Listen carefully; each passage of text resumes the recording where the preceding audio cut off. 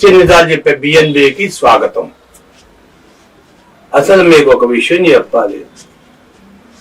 ఏలు వంక పెట్టండి వెన్నపూస రాదంట.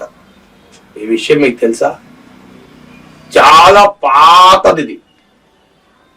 కవితకు బేలు కావాలని కవిత పిల్లాడి పరీక్షలను అడ్డం పెట్టుకొని ప్రయత్నాలు చేస్తే సుప్రీంకోర్టు పోవమ్మా నీకేమి లేదంత సీన్ అని సిగ్నల్. ఏంటి ఈ సిగ్నల్? ఏంటి? ఎవడికి చూపిస్తావు? ఏంటి ఈ విప్లవ సిగ్నల్? ఏంటి? నువ్వేమన్నా టెర్రరిస్ట్వా, నక్సలైట్వా? ఏంటి నక్సలైట్ సిగ్నల్ చూపిస్తావా? ఇలా ఇలా ఐక్యత కావాలా? నీకు వీడియోలో టీవీలో చూపించేటప్పుడు నువ్వు చెప్తున్నావు. అసలు ఇదంతా ఏంటి? ఒక పక్కేమో లోక్సభ ఎన్నికలు, అక్కడ అలాగుంటే కేజ్రీవాల్ ఏమో లోక్సభ ఎన్నికలు జరిగిపోతున్నాయి, ఇంకా వారం 10 రోజులు అది ఇదని కేజ్రీవాల్ ఆయన ఎంపీ సీట్లు పోతాయేమో 7 స్థానాలు 8 స్థానాలు ఢిల్లీ నుండి అని ఆయన గోల.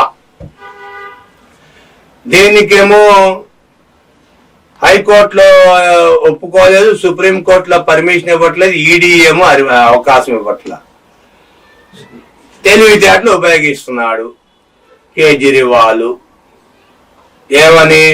మామిడి పళ్ళు తినేస్తున్నాడంట, అరటిపళ్ళు తినేస్తున్నాడు, స్వీట్లు తినేస్తున్నాడు,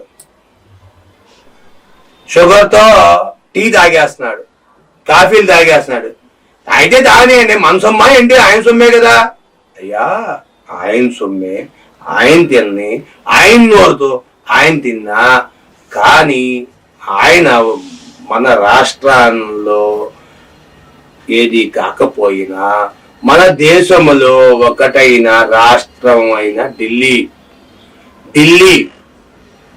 క్యాపిటల్ ఆఫ్ ఇండియా, అక్కడ రాష్ట్రానికి ముఖ్యమంత్రి అనే విషయం నీకు తెలుసు. మరి ఒక ముఖ్యమంత్రి ఇలా చనిపోతే ఆ నేరం ఎవరి మీద పడుతుంది? మోడీ మీద పడుతుంది, సుప్రీంకోర్టు మీద పడుతుంది, హైకోర్టు మీద పడుతుంది. అందుకని తన క్రిమినల్ బ్రెయిన్ వాడి కేజ్రీవాల్ ఐస్ ఫ్రూట్లు కాదులే, ఏంటి మామిడి పళ్ళు, స్వీట్లు, షుగర్ 2 రకాలంట. షుగర్ పెరుగుతుందంట, ఒక రకం తగ్గిపోతుందంట. వీళ్ళు డాక్టర్ ఏమో షుగర్ కింద అట్టిపళ్ళు తినన్నాడంట.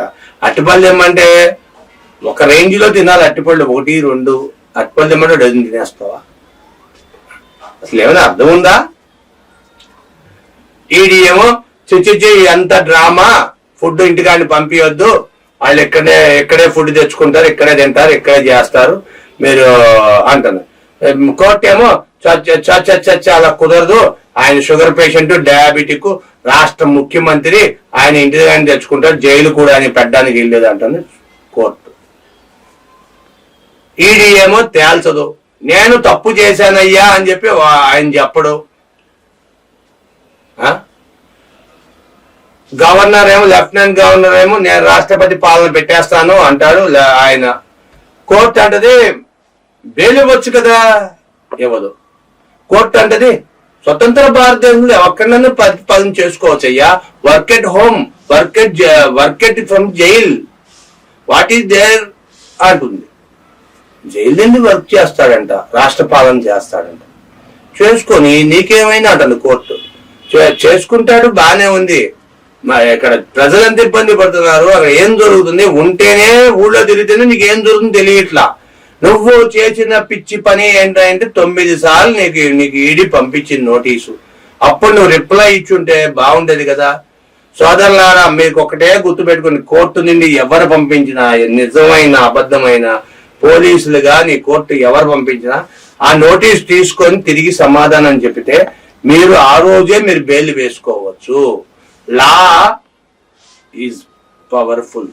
ఎవరికైనా ఒకటే, రిక్షా తొక్కేవాడికైనా ఒకటే, రిచ్ పర్సన్ బెంజ్ కారు తిరిగేవాడికైనా ఒకటే లా. ఎన్ని కోట్లున్నా సరే 1 రోజు 2 రోజులు చనిపోయిన మనిషిని ఇంటి ముందు ఉంచుతారు. తర్వాత మున్సిపాలిటీ వాళ్ళు చిట్టుకెళ్ళిపోతారు, వీళ్ళు తీసుకెళ్ళకపోతారు. వాసన కొడితే కంప్లైంట్లు పెట్టి రిక్షా వాడేని అంతే, పట్టాల నుంచి చనిపోయిన వాడని అంతే, ఎవరైనా 1-2 రోజులు పంపించేస్తారు.